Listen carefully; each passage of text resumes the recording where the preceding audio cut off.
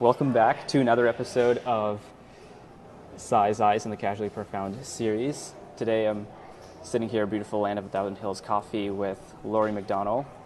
I'm super excited to chat with you today, Lorie. Been waiting for a while for this, and I'm grateful for Leveda for introducing us. Absolutely. So excited to dig in.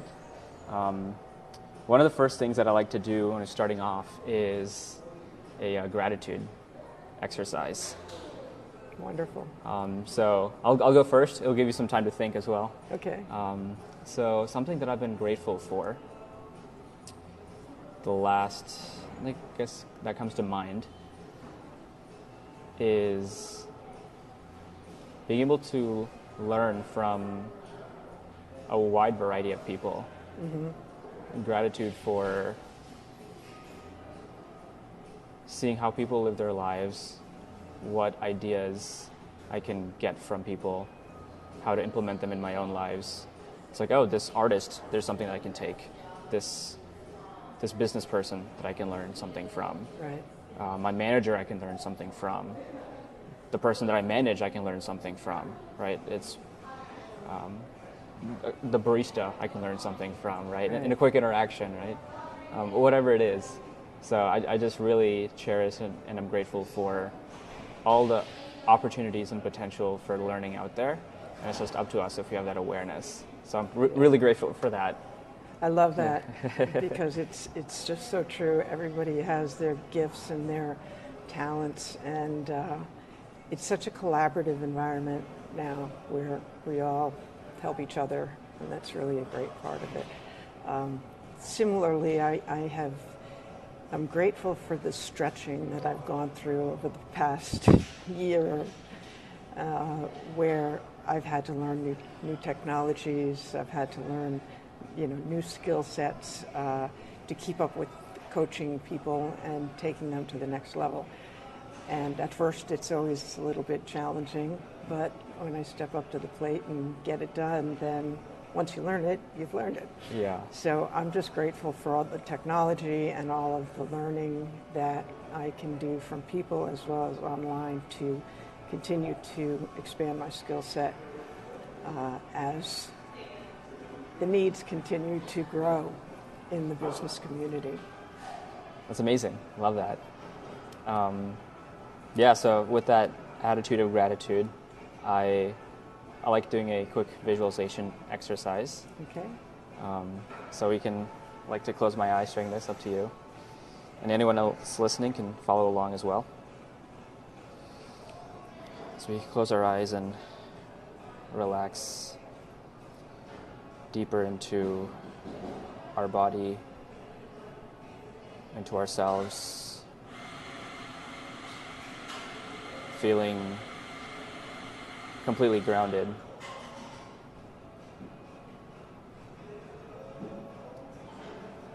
Relaxing our breath, deepening our breath.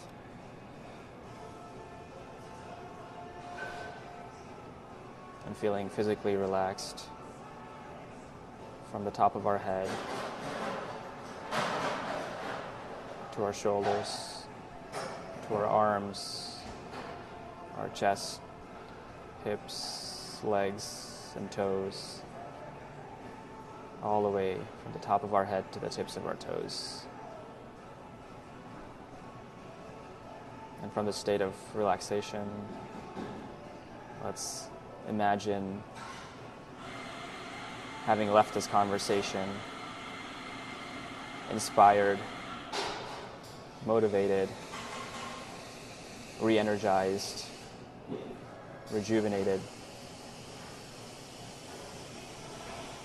because of all the ideas that were shared, the insights that were had, the connection that was created. And thinking back, this was truly a casually profound conversation. We'll just soak in that for a quick moment.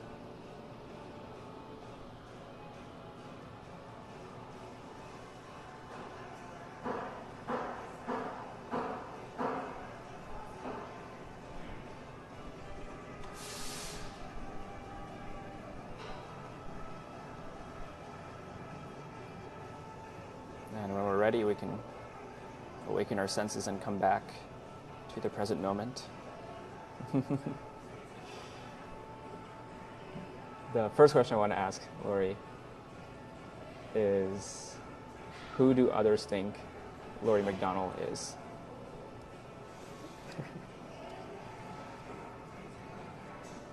Boy, that's a great one to start off with.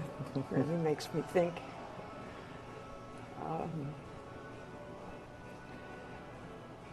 I guess I'm viewed differently from different people that I'm associated with, from business people to artists to healers, energy workers, yoga teachers. And I think I'm considered a person that is spiritual, calm, thoughtful, skilled, and I would say the last thing would be intuitive. Because when I look at a business or I'm working with a person, there's always something that emerges that gives me a clue as to what questions to ask. And when I do that, the answers that come from that really propel the continuation of the discussion to solutions and answers. And I think that's just really, really fun. Mm-hmm. Does that answer your question? Yeah, there's lots of different routes Yeah. that we can take it. Lots of different people that look at me from different perspectives and different skill sets, and they're all great. I'm curious about the spiritual, intuitive side to start off with. How would you say that that journey has been? Of like, if you feel like you're intuitive, or others, you may say that others feel like you're intuitive. How would you say you've gotten to that point that you would describe yourself as that? You know, it's a great question. I have to say that it's really been a lifetime journey. From when I was a kid, but over the last 15 years here in Charlotte, even when I was running my architectural firm, I would see things in the architectural design or the engineering that just would come to me. I was a really good designer, and it was because I had just an eye for proportion and scale and detail, and sometimes I would say to myself, you know, where do I get this from? And I think it was mostly intuitive. It was just a feeling of how it should look and how it would best represent what the architecture wanted to be. And then similar with the clients, just when I did really, really big projects, which many of them were interpreting, reading between the lines when they tell you what they want and they don't know how to articulate it from an architectural perspective. Because it's a very sociological business, architecture, because you're really dealing with how people live. You're creating an environment for how people live. And so that's what you have to understand. And sometimes it's more intuitive than it is actual factual. So, and then when I came to Charlotte, I started a meditation practice, energy work, yoga, a lot of exercise, a lot of reading, studying, and my meditation has just evolved so that, like you did the relaxation exercise, it becomes a way of life. And because once you have that feeling that you're connected to the universe, that's what drives you from there on out, don't you think? I think so. Yeah. It's like that click. Once you get that click, you never go back. Yeah. Would you say you found that? So would you characterize that as like this methodical journey or this, this progression over time, or was there any key inflection points along the way that helped supercharge that journey? Yeah, there's been a lot of key reflection points, and that is things happen, life happens. I went through a divorce, I went through some great recession issues with lots of real estate, and so you go through traumatic situations, and you've got to dig deep, and you've got to find the peace with it, and find the resolution. So it's part of it is the spiritual, intuitive, working with it, and then you have to translate that into some concrete actions so that you can really figure out how are we going to handle this. So I think it's the intuitive and the spiritual that drives my connection, drives my inspiration, drives my intuition to feel what's right. And when you know it, and then you take the action. That makes sense. Yeah. What about working and leading the architectural firm? How did you find that? Like, did it translate to other people also having it? Because I know one of the things that you pride yourself on, from what I saw online, is like the employees that you work with are stick around for a while, right? Yeah. So I guess how was there any correlation or some sort of connection between how your intuitive mind, the intuitive sense of what you just described, and that piece of employee retention? Was there any connection, or am I just trying to connect dots that aren't there? No. There's definitely an intuitive connection. Very passionate about where our business culture is today, because the things that really drove my business was the intuitive ability to see when someone was struggling with something and to reach out to them and to work with them, or if they were frustrated. And I think it was just driven by my normal sense of love for people. These people are so talented and so gifted, and they're building my firm with me. I'm not up here and they're down here. We're all building it together for the benefit of everybody. So I met with every employee once a month for 15 or 20 minutes to say, you spend so much time contributing to the benefit of the firm. What can I do for you? And I helped people buy investment real estate. I helped them get married. I helped them through divorces. I helped people set up their own architectural firms, their own interior design firms. So whatever it was, and my bookkeeper, who was amazing, came to me and she said, I really want to buy a 2-family house, but I'm $20,000 short for the down payment. Can you help me? And I gave her a check for $20,000. And she now, 15 years later, she's got some serious equity in her real estate. So that makes me real happy. Yeah. Real happy. That's amazing to see. Say again? That's amazing to see. From my side, it's like, hey, here are all the people that, first off, that you're connecting with for those 15, 20 minutes, and they feel comfortable enough to share that. So I think it's not just, I think just having that 15 to 20 minutes allows them the space to be open. Would you? Right. Would you say that allowed them the space to do that? Oh, definitely.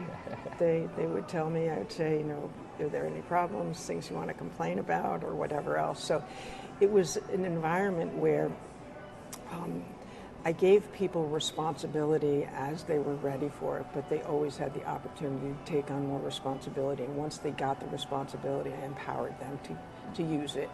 Did they make mistakes? All the time. But if they came to me with a mistake, which in architecture can be a big one, but we didn't do a lot of crisis management because we had such a wonderful system of production. But if they came to me with a mistake, I would always say, what would you do differently?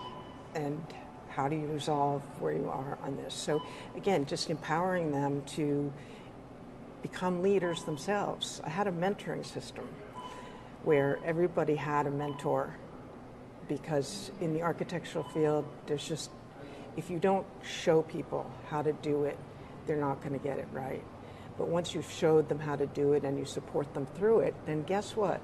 Not only do they not make mistakes, but then their confidence soars, and then they become leaders.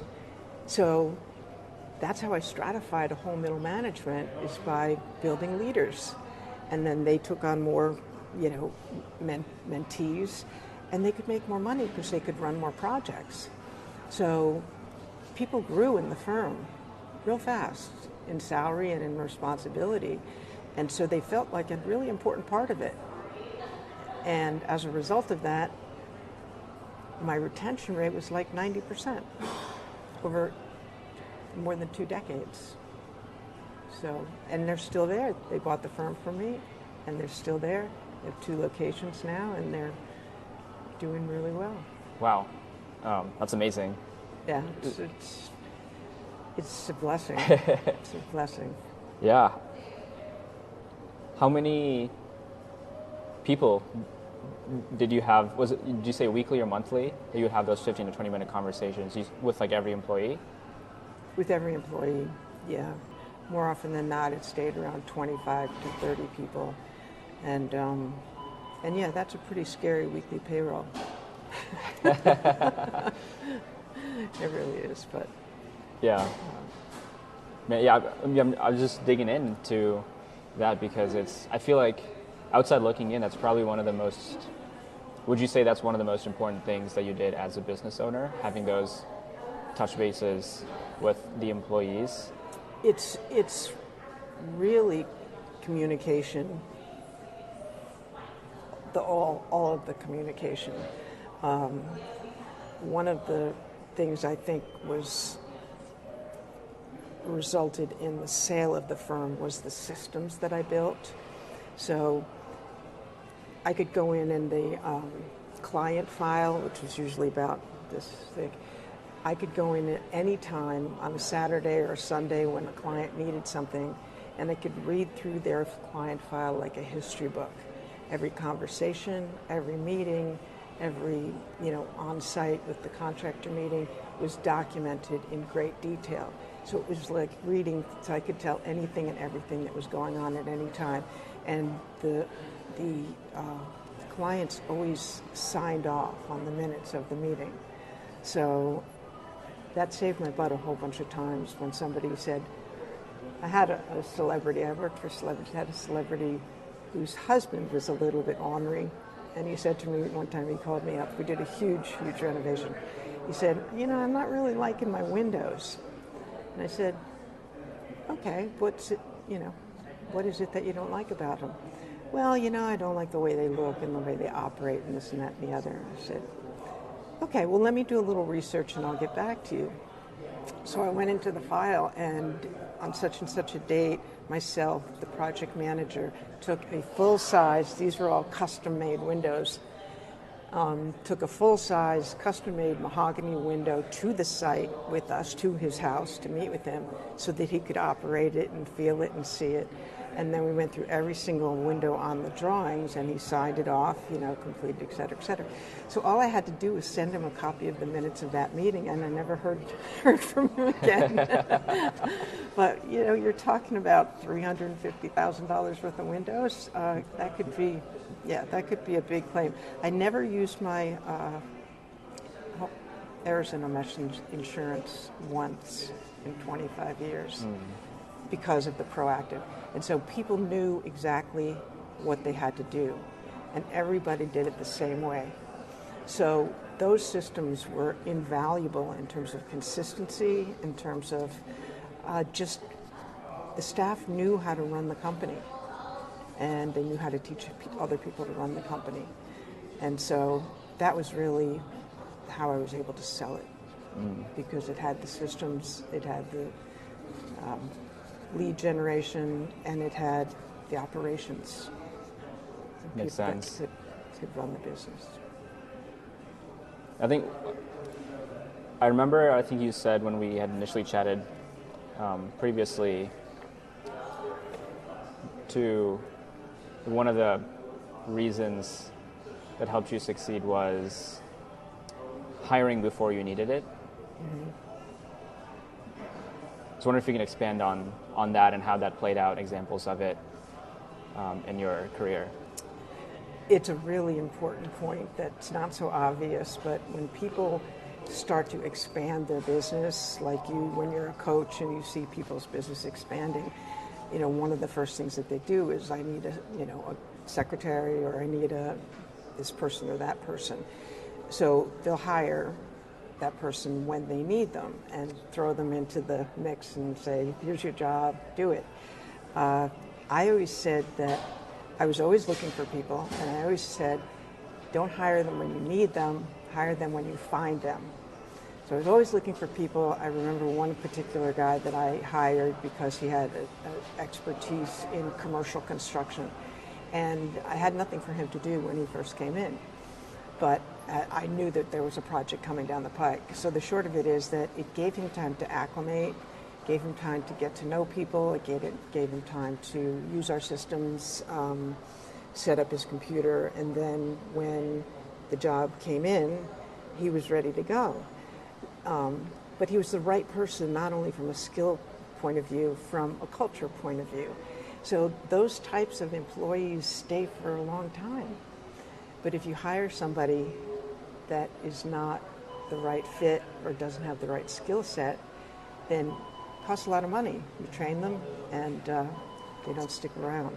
So that's a really key point when you're growing a business is don't hire people in a hurry because you absolutely need them and then hire the wrong person. Because in the long run, that's going to cost you more money than if you had waited.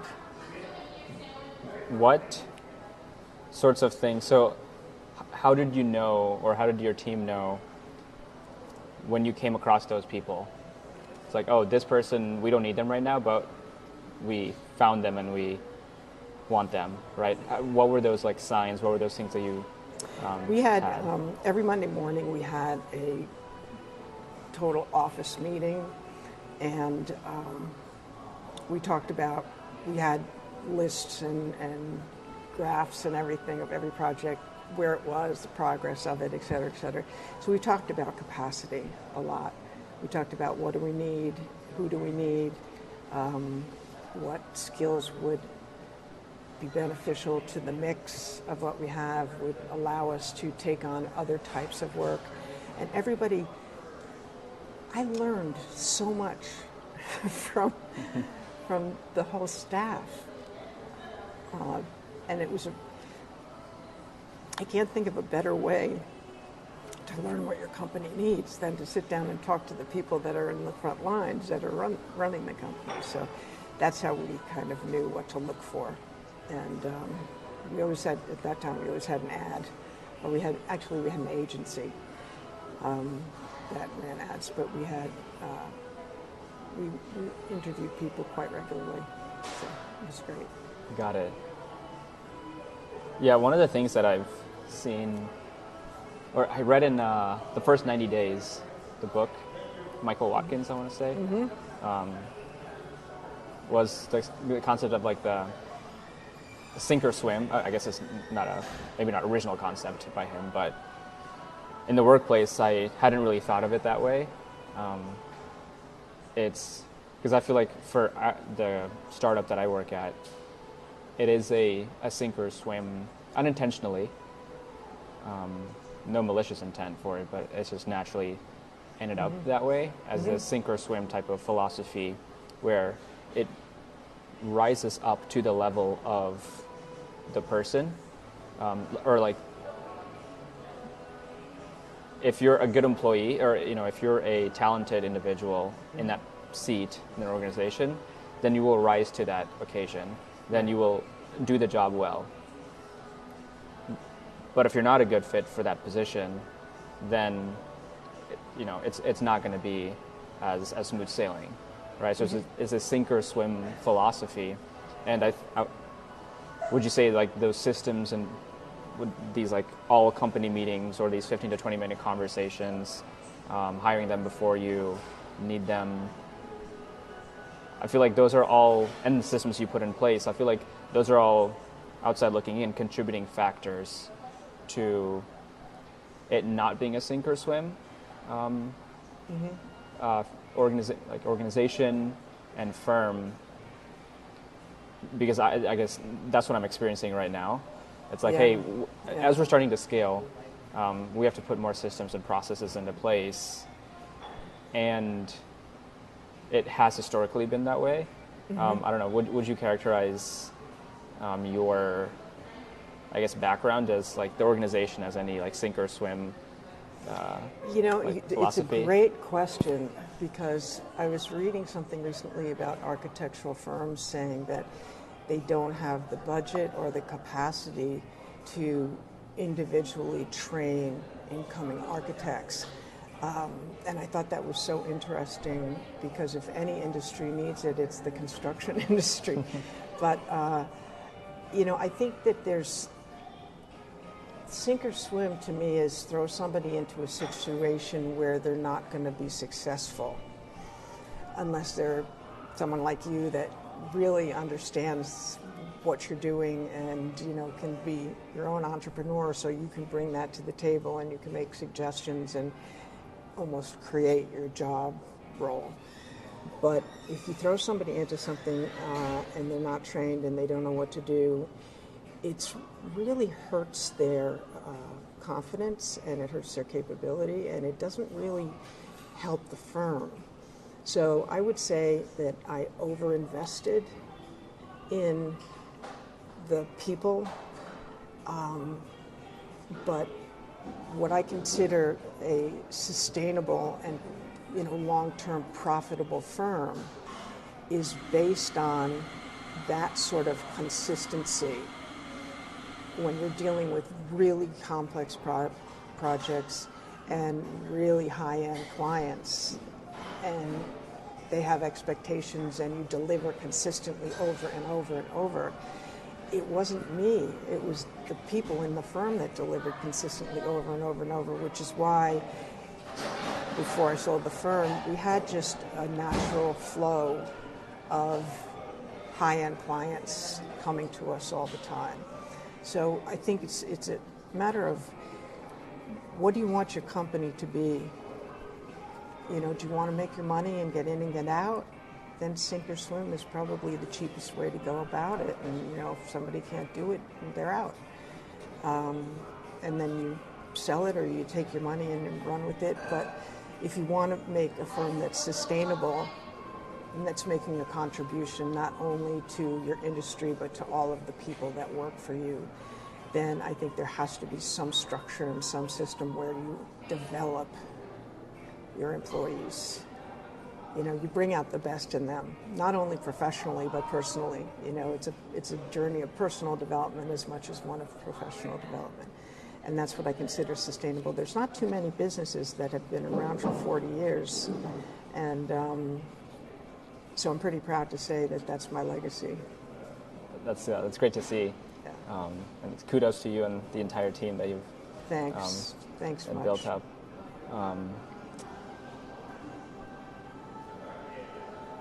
Taking a left turn here, you mentioned, I think, in your first answer about healers as people you've interacted with, or you would consider yourself a healer, or?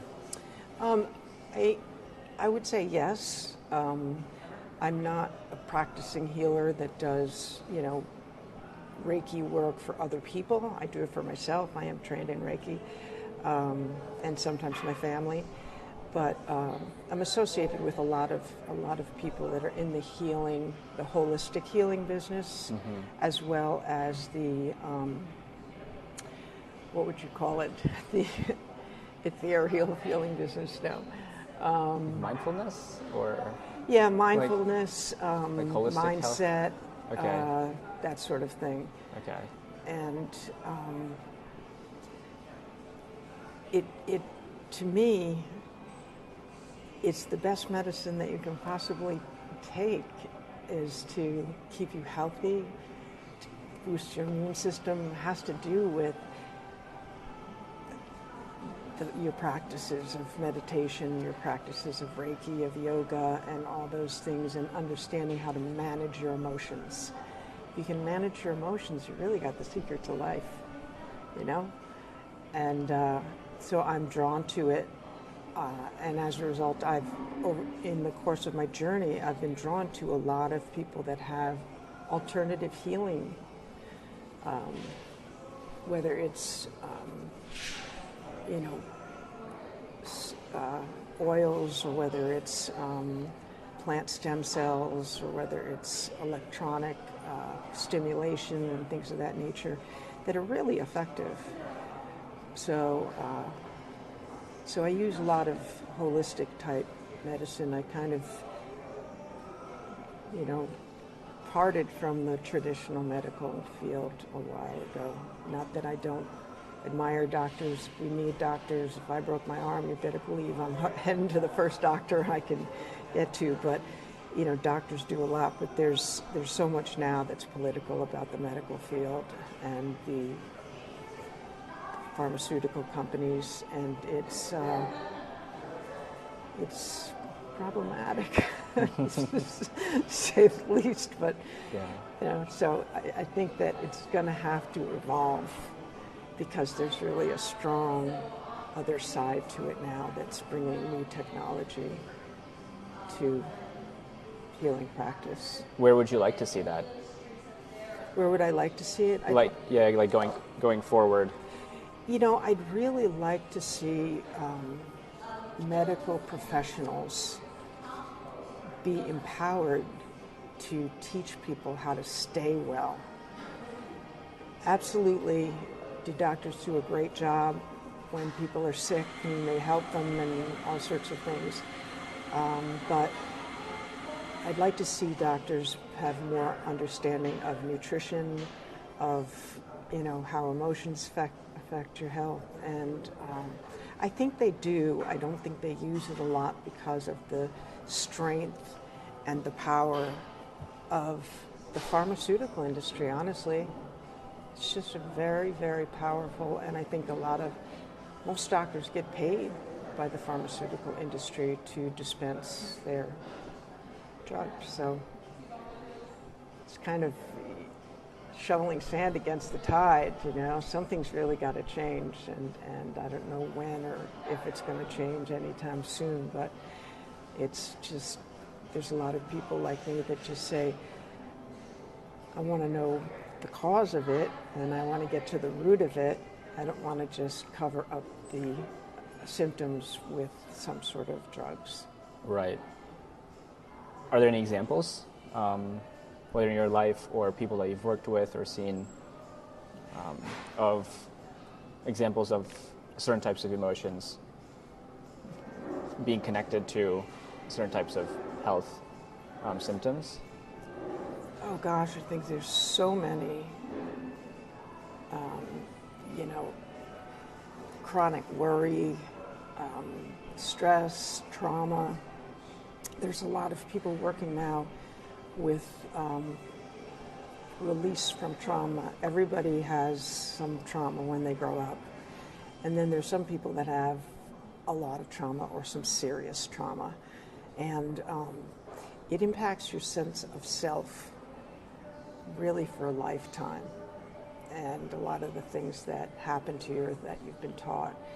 And I think your sense of self is the driver for your thoughts, your emotions, your actions, your results. And the more that you dive into your sense of self, what made it up, what are your belief systems, you have a relationship with everything, right? So what's your relationship with your family? What's your relationship with your employer? What's your relationship with money? What's your relationship with health? You have a relationship with everything. And so you got to dig a little bit and find out what your belief systems are. And when you come to learn what your relationship is with money, for example, is a big one. Where did your belief systems come from? Do you feel that you're worthy of being prosperous and feel you're capable? And so when you dig into that and you really get to the root of it, you can start to rewire your belief systems and start to change them and change your relationship with them. And when you change your belief systems, you change your actions, you change your thoughts, you change your feelings, and you change your results. It takes a lot of work, but I've done it a lot. And a lot of friends of mine have done it. And once you do the work, you recognize not only the relief, but you recognize the change in your sense of self, your belief systems, and the results that you're getting in your life. Yeah, or in business. It's very cool. How did you go about doing that work for yourself?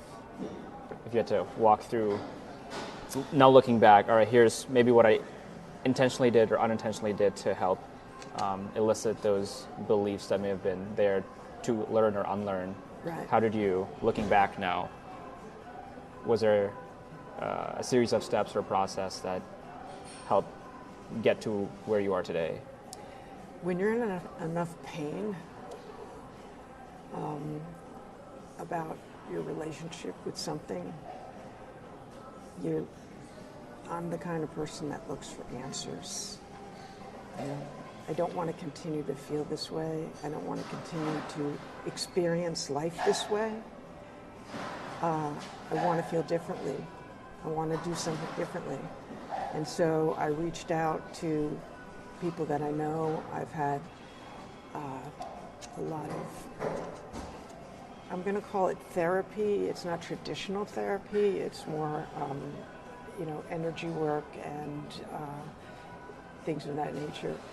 But what came out of it was just really some very aha moments as to where my belief systems came from, why they were broken, and what I had to do to change them.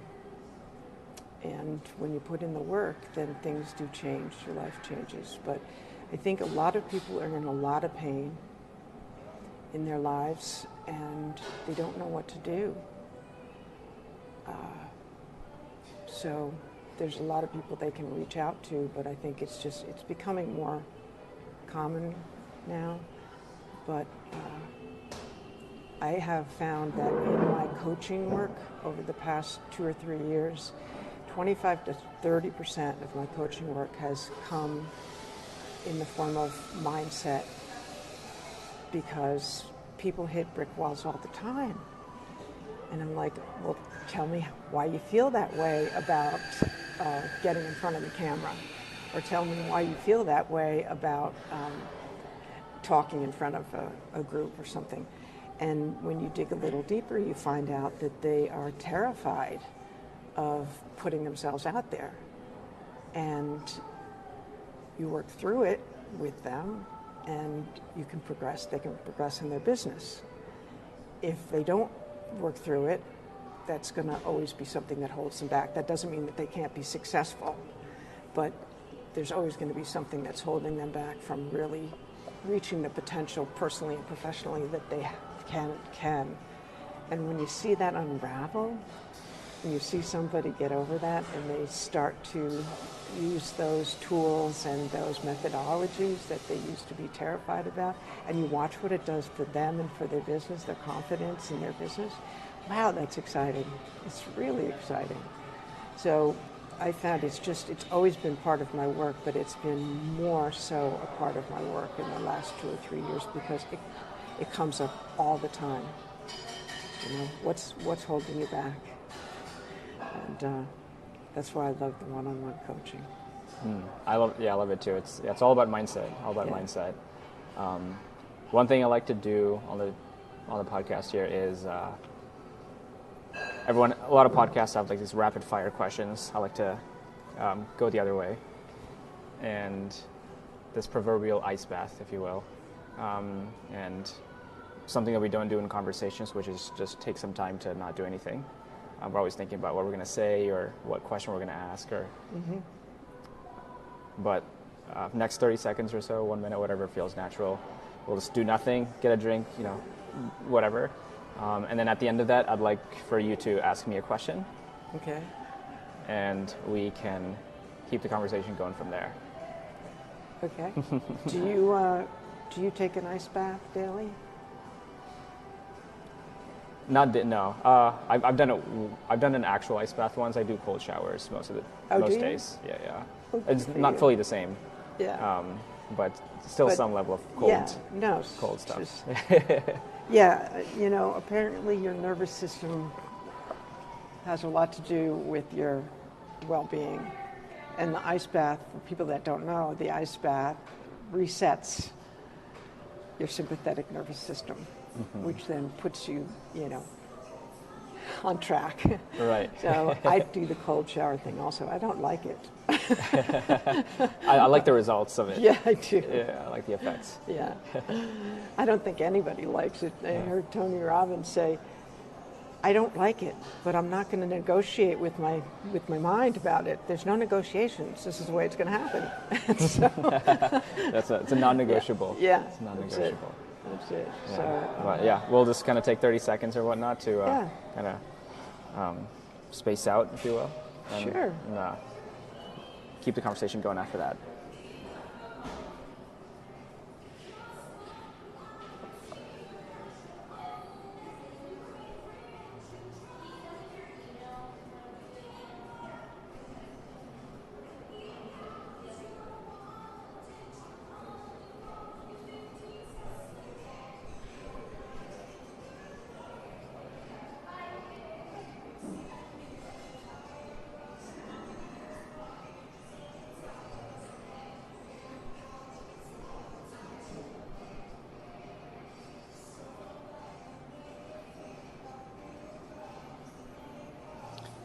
Anything that comes to mind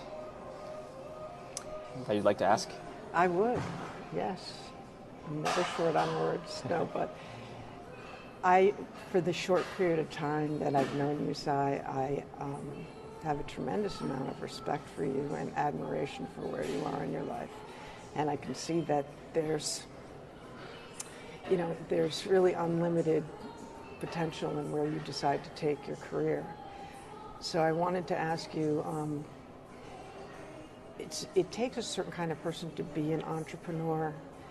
You have to be able to take risks. You have to have kind of an iron stomach. You have to have some thick skin and persistence and all that sort of thing. So I'd love to just learn a little bit about what made you become an entrepreneur. What led up to that, and how you made the decision that this is where the course you were going to take? Great question. Part of it is probably stumbling into it. So I worked, so after college, I found a job at a consulting firm, and it was a good first job experience, but I didn't find that much fulfillment in it, especially 9 months, 1 year in, where I was starting to look for other stuff. So at that point, I would not have characterized myself as anything close to an entrepreneur. Then I joined Tuyo Laundry, where I'm currently at right now, full time, and I don't know if I would categorize myself as an entrepreneur there either. Even though, I guess when I joined the team, we were at maybe 30, 40 employees. Then COVID happened, and then there were about 10 to 15 employees. So it's, and then we're starting to regrow our team. We're back up to 30, 35 employees full time. Throughout that time, I guess I never thought of it as an entrepreneur. I never would introduce myself as an entrepreneur. Maybe it's because the analogy of a fish is born in the sea, fish lives in the sea, and fish dies in the sea. What does the fish not know? The sea, the water, right? And so I was like, I'm surrounded by a bunch of people who will have that entrepreneurial spirit. So then I was like, yeah, and maybe it just went over my head that maybe I am an entrepreneur. So I think one part of that answer is like I was surrounded by people who have that trait. Mm-hmm. One aspect is probably my brother, who has been a part of. Bless you. Who's been a part of a couple of startups, is a coach himself, self-employed entrepreneur.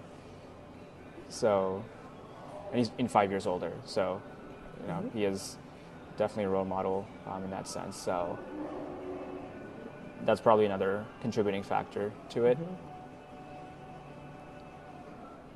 And then maybe a third piece is, I heard somewhere from this guy named Alex Hormozy that there's a difference between wanting to be an entrepreneur and wanting to be self-employed. Mm-hmm. I think I'm at a stage right now where I want to be self-employed rather than an entrepreneur. Mm-hmm. I would like more of the lifestyle that a self-employed person has, rather than the responsibility or the vision of growing something so massive, or maybe not even that, but like of growing something that they would want to hire and build a team. So I don't know if so I think the difference between that entrepreneur and self-employed is what lifestyle they want. Maybe that's one aspect of it. I'm not fully sure on trying to figure out the answer for myself. But at this stage, as I'm building up my coaching business, I do want to be more self-employed. I want to have more of a life balance. Mm-hmm. I want to be able to do things that I want to do, whether even if it's for less money than I'm making right now. I value the lifestyle and the time a little bit more than the name on the resume, right, or even the name of what we're building, or the pride of seeing our stores built and walking into it physically. There's a lot of joy and fulfillment that comes from that. Yeah. And there's a different type of feeling and fulfillment when I'm helping someone in a one-on-one coaching and I see that transformation take place. Mm-hmm. So, so a lot of different factors for the entrepreneurial, right, self-employed spirit of my past, just being surrounded by those people at work, my brother, and just kind of stumbling into it and kind of figuring out the differences between self-employment and entrepreneurship. Yeah. Is there any difference or any thoughts on that specific like entrepreneurship, self-employment There's piece? A great book called The E-Myth Revisited. It talks about the stages of growth, and the first part is that you're the sole professional, or you're the sole mechanic or tradesman in your business, and then you want to make more money, so you say, okay, I'm going to hire some people to do what I do. So then you not only remain being the solo practitioner, but now you're also a manager. So you're managing people and you're doing the work. As you start to grow the business from there comes a point where you can't be doing the work anymore. There comes a point where you're managing people.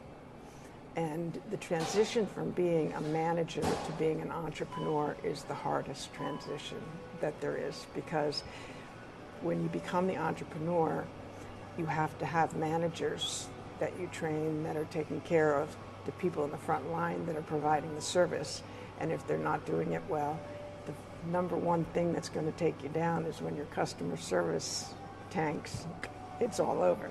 So that transition is one of having to give up the control. And that's really, really hard for most people to do that, because they're afraid and they don't believe anybody can do it as well as they do. But once you give up that control and everything is in place to maintain the quality, that's when the business takes off. Is that something that you experienced for yourself? Oh yeah. That control, like letting go? The letting go was really hard. It was really hard. But once I let go, then the operations took care of itself, and I was kind of the rainmaker and, driving the ship and that sort of thing. And I think that's where so many small businesses are right now, small to medium-sized businesses, is that they don't have their operations systematized. So while they should be the entrepreneur and they should be driving the growth of the business, they can't because they're mired in the day-to-day operations. So that transition from being the manager to entrepreneur can only successfully and sustainably occur if your operations are running like a well-oiled machine. And if they're not, you're in trouble because you're going to drop balls. You have to be able to have your finger on the pulse of the business at all times without micromanaging it. How did you get that perspective? Was it some of the inner work? Was it other employees highlighting that sort of improvement?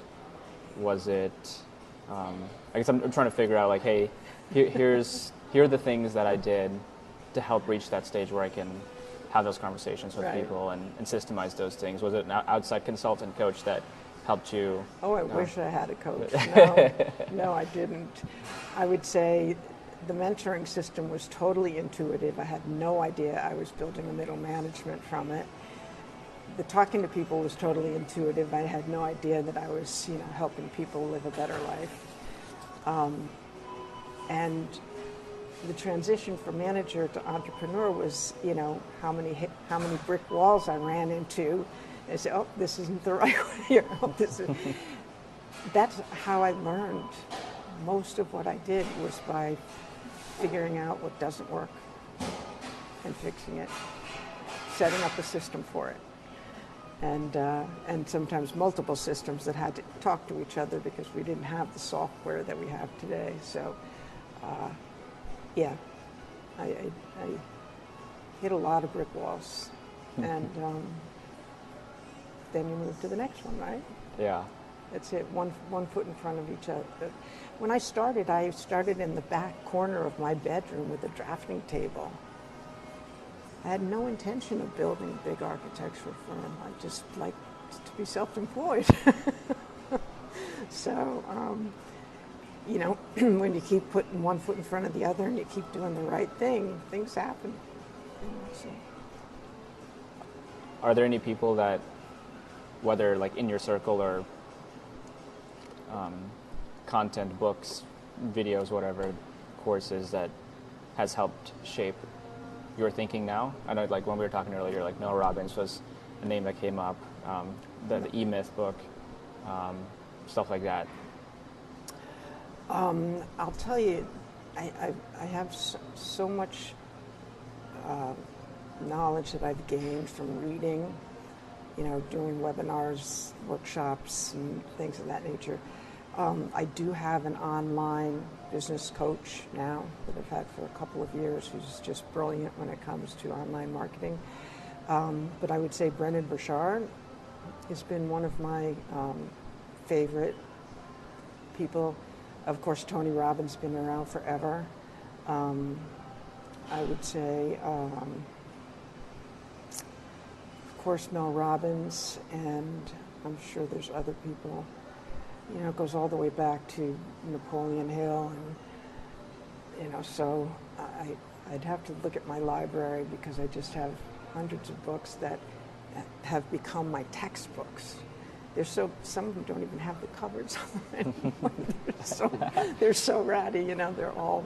But I go back to them and I look up things all the time. Mm. How do you? Try backtracking a little bit. How do you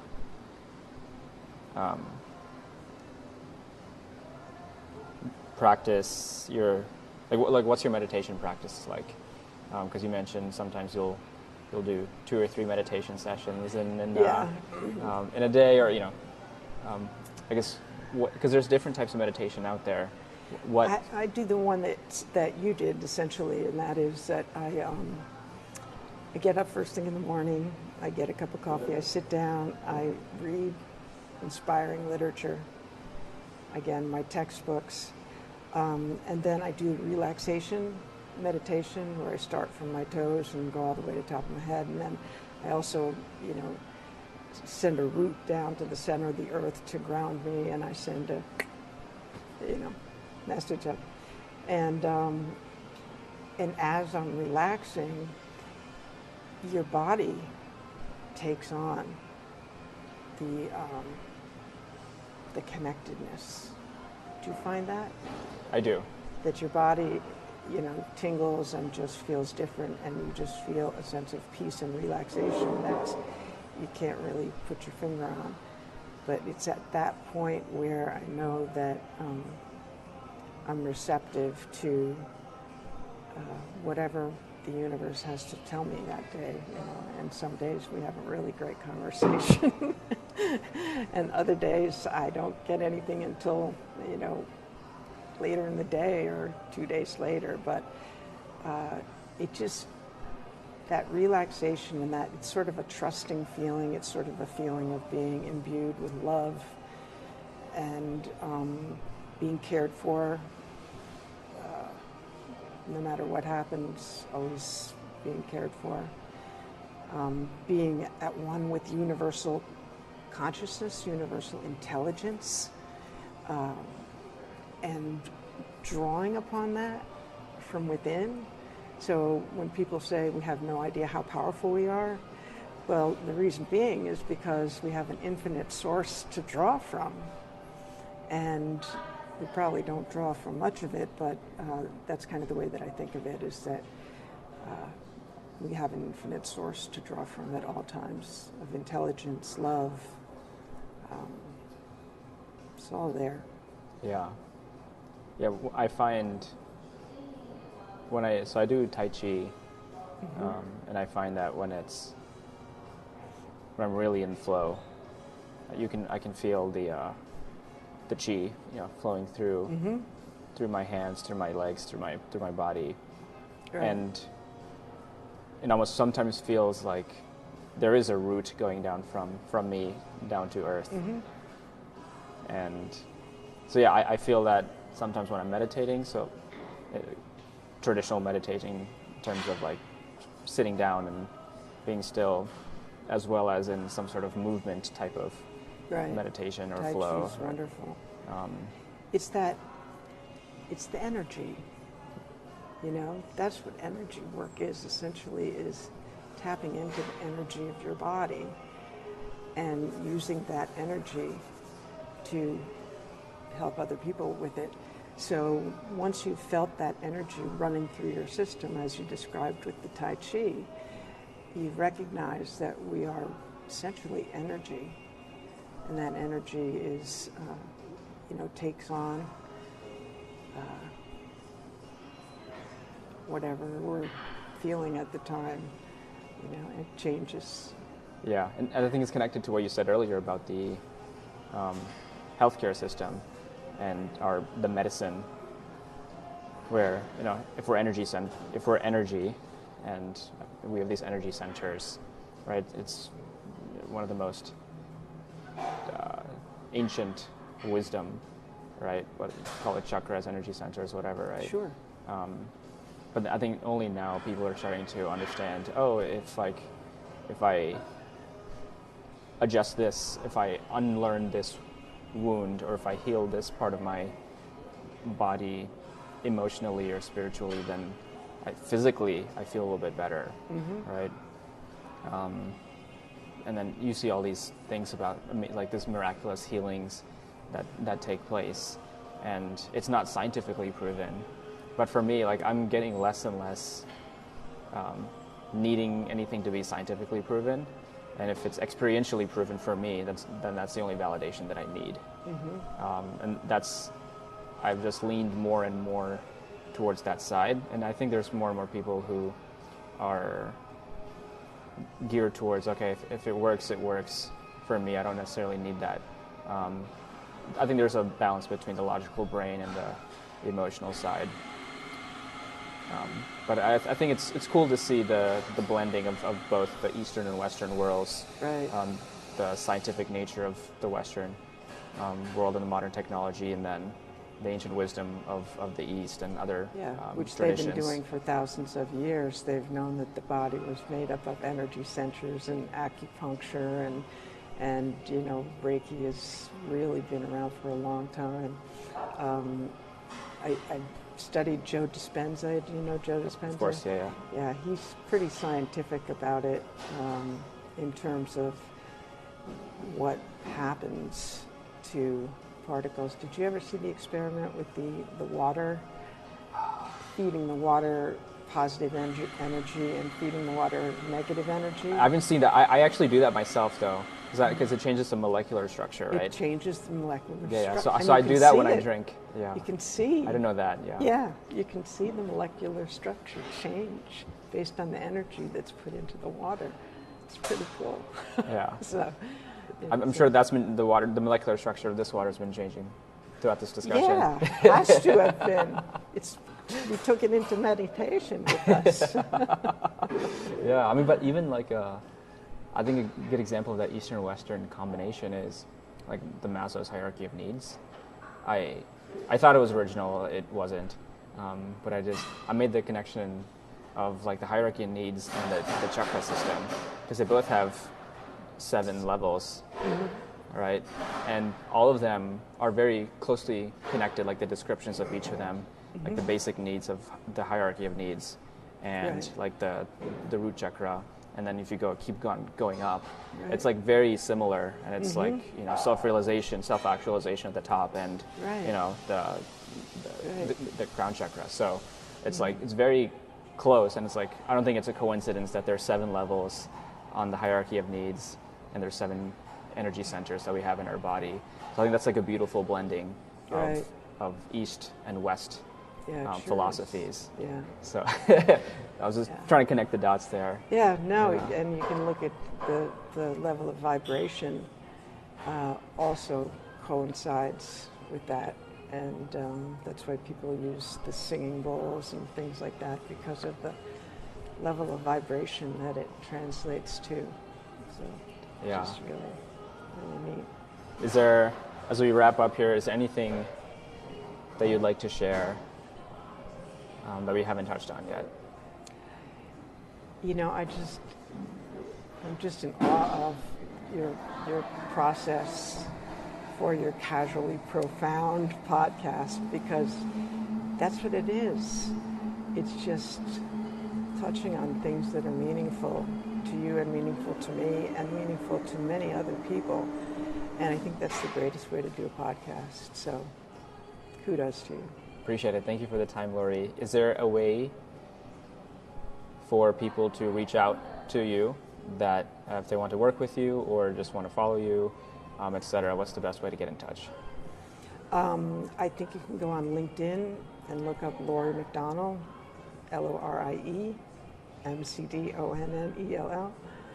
and that'll get you all your information that you can, what I do and how to contact me. Perfect. Well, appreciate the time. This is an amazing conversation, casually profound, as you said, and thank you again, and we'll hopefully have more chats in the future. Thank you so much for the opportunity. Appreciate it.